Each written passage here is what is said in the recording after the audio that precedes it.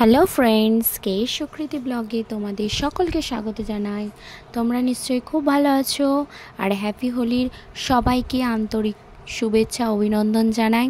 তোমরা সবাই কালকের কেমন হ্যাপি হোলি কাটালে আমাদেরকে জানিও কমেন্টে। আর আমাদের কালকের হোলি খেলা খুব একটা ভালো করে হয়নি।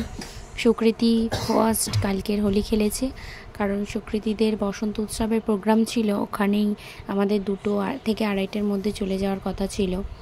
আমরা কালকের সাজুগুজু করে তাই বেরিয়ে পড়েছিলাম তাঞ্জোর ডান্স একাডেমি। আমাদের চাম্পাহাটি দীপিকা মণ্ডল দাসের তাঞ্জোর ডান্স একাডেমির এই সমস্ত স্টুডেন্ট আর তাদের মায়েরা সব কস্টিউমগুলো করেছে দিদি এত সুন্দর, যেটা সত্যিই চোখে লাগার মতো। সমস্ত বাচ্চাদের থেকে আর মাদের সব আলাদা আলাদা ড্রেস দিয়েছে। আর বড় বড় যে মেয়েগুলো, তাদের ড্রেসগুলো এত সুন্দর, আর তাদের ডান্স করবে বলে দিদি আরেকটু বেশি সাজুগুজু করিয়েছে। এটা হচ্ছে একদম খুদে শিল্পী, আমার সুকৃতিদের থেকেও ছোট শিল্পী, তারা সবে এসছে। আর তারপরেই হচ্ছে সুকৃতিদের সেকেন্ড গ্রুপ। টোটাল 5টা থেকে 6টা মতো গ্রুপ ছিল।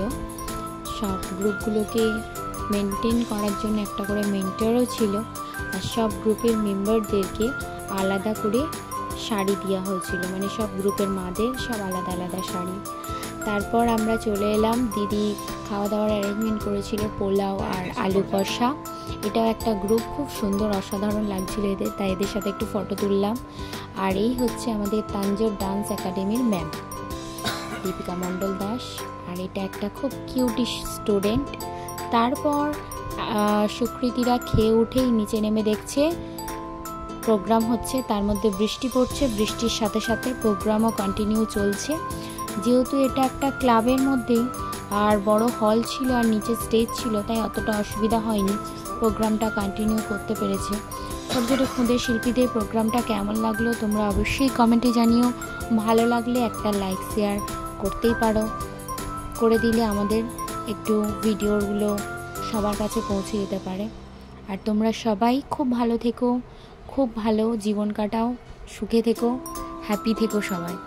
আর আমাদের ভিডিওগুলো কেমন লাগছে কমেন্টে অবশ্যই জানিও।